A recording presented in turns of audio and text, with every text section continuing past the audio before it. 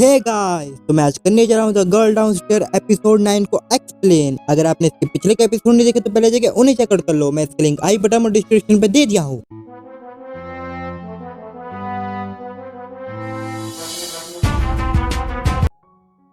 Episode की start में हमें तब का सीन दिखाया जाता है जब रोनी फोन में अपार्टमेंट देख रही थी। तभी वो सिया के लगाए हुए नोट को देखती है और वो बेल बजाती है। सिया गेट खोलती है। रोनी तो सिया की खूबसूरती देख के हैरान हो जाती है और बोलती है सिया के अंदर तो आइडल बनने का पोटेंशियल है। फिर सिया रोनी को उसका रूम दिखाती है और बोलती है यहाँ पे रहने के लिए बस एक कंडीशन है। मेरे ऊपर वाले फ्लोर पे मेरा एक दोस्त रहता है जो कि एक लड़का है, इसलिए तुम्हें उसे रोज रोज देखना पड़ेगा। इसके बाद रोनी रूम को देखने लगती है। वहां पर वो देखती है कि काफी एक्सपेंसिव और लग्जरी चीजें होती है, जिससे रोनी काफी ज्यादा एक्साइटेड हो जाती है और सामान को देखने लगती है। सिया बोलती है अगर तुम्हें ये सब इतना पसंद है तो तुम इनमें से एक ले सकती हो, क्योंकि ये सब मुझे मेरे स्पॉन्सर के तरफ से गिफ्ट में मिले हैं। इसके बाद सीन वापस से वहीं पे आता है जहाँ पर ये दोनों एक दूसरे को देख के हैरान थे। रोनी अपने मन में कहती है अगर मुझे पहले पता होता कि जुनतांग यहाँ पे रहता है तो मैं इस पे एग्री नहीं करती। और रोनी जुनतांग को गुस्से वाला लुक देती है।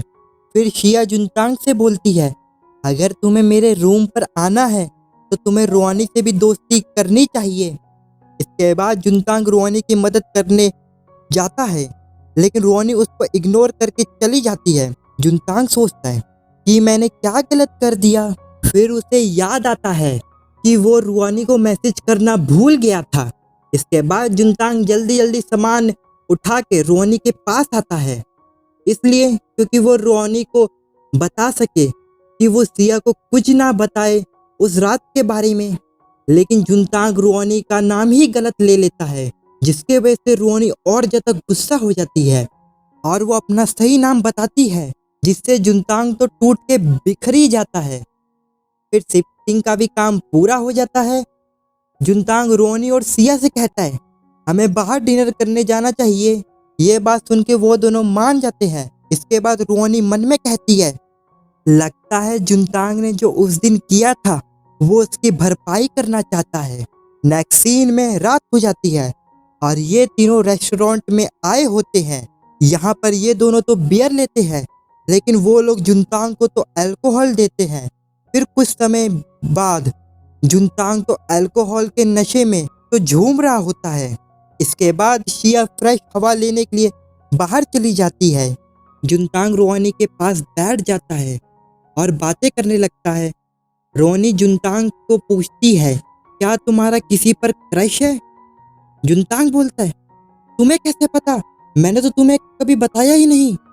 रोनी बोलती है तुमने ही तो बताया था मुझे इसके बारे में। फिर रोनी अपने मन में रोते हुए बोलती है लगता है जुनतांग ये भी भूल गया कि उसने मेरे से बात करी थी। इसके बाद हमें सिया को दिखाया जाता है जो कि बाहर खड़ी होके कुछ सोच रही होती है और काफी उदास लग रही होती है। तभी रोनी और जुनतांग भी बाहर आ जाते हैं। रोनी बोलती है मुझे अभी भी याद है जब तुमने लार्ज गिलास पिया था गेट टुगेदर वाली रात को।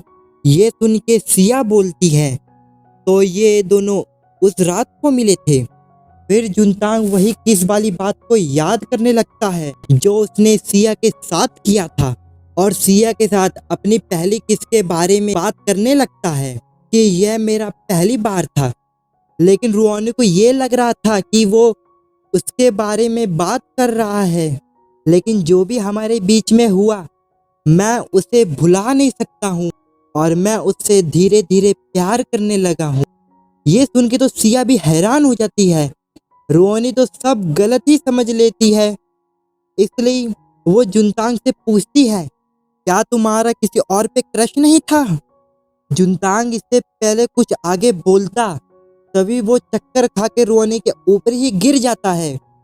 फिर सिया भी उनके पास आ जाती है और वो जुनतांग के पैर पर मार के उसे उठा देती है और उसे धक्के मार के घर ले जाने लगती है।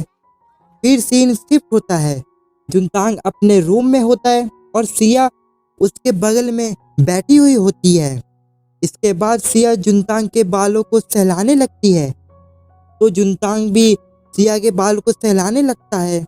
फिर अचानक से जुनतांग सिया को पकड़ के किस कर लेता है।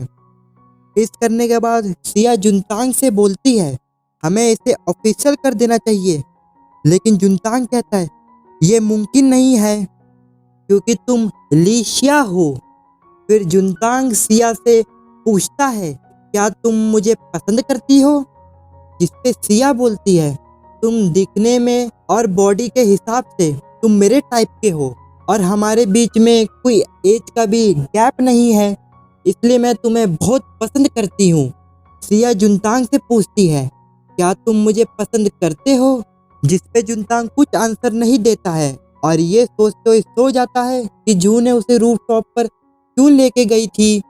सिया उसको सोया हुआ देख के उसे डमी बोलकर उसके हाथ पर सर रख के सो जाती है और बोल रही होती है, अच्छा और गर्म है, बस इसी तरह मैं एक ऐसी सुकून भरी लाइफ जीना चाहती हूँ।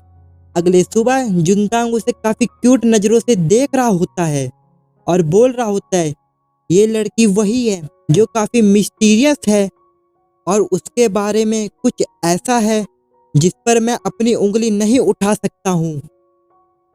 तो गाइस इसी के साथ हो जाता है ये वाला एपिसोड खत्म।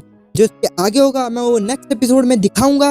अगर आपको ये वीडियो पसंद आई हो थोड़ी सी भी, तो लाइक, सब्सक्राइब और एक कमेंट जरूर करना प्यारा सा, जिससे मोटिवेशन मिले मुझे और आगे वीडियो बनाने के लिए। तब तक के लिए सायोनारा और बाय।